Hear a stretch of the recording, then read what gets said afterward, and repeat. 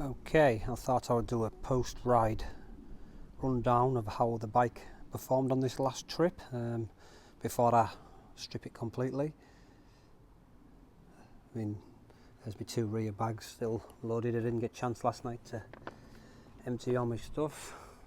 I got my tent out, the front one, because I didn't want to leave that overnight. But the bike itself worked remarkably well. A smooth ride. The new forks, not a problem. They're bedded in nicely. I thought I might have had some issues, but no, it was all good. Obviously the weather was a bit testing at times, but it's performed really well. The only thing that's let me down is the mudguards, or lack of. I'm going to do some adjustments. I'm looking at either some new ones or just putting pieces in. I've got an add-on I can put on there. Yeah, just on another note, that obviously with this mudguard being so low, obviously not high rather than low, my feet got an absolute drenching on the second day when it was absolutely tipping it down, because I was just getting everything. Obviously the bottle was covered, the bottom of the was all, as you can see, it's all cacked up, but my shoes were getting absolutely saturated, and that was pretty uncomfortable, getting cold and wet feet, so I ended up with bags on my feet, like a right proper tramp. But that was Ian's idea, and that sort of trapped the heat. But you know, the ultimate problem was the mudguard not coming down low enough to stop that water.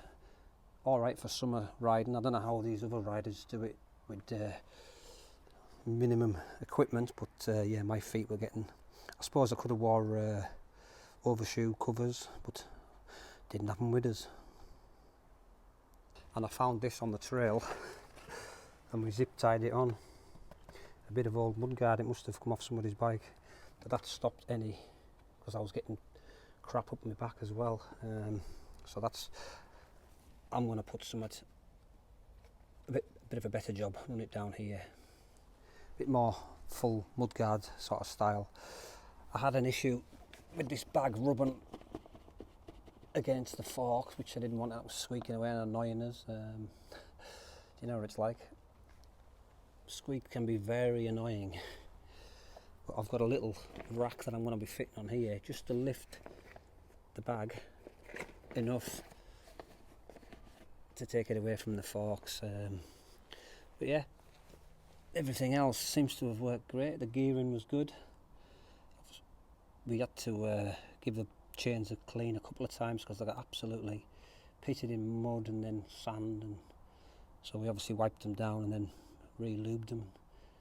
But yeah, I thought the bike, because it was heavier, it would be really hard to ride, but it's been, you know, it was particularly smooth really. Maybe these grips, I'll change these out.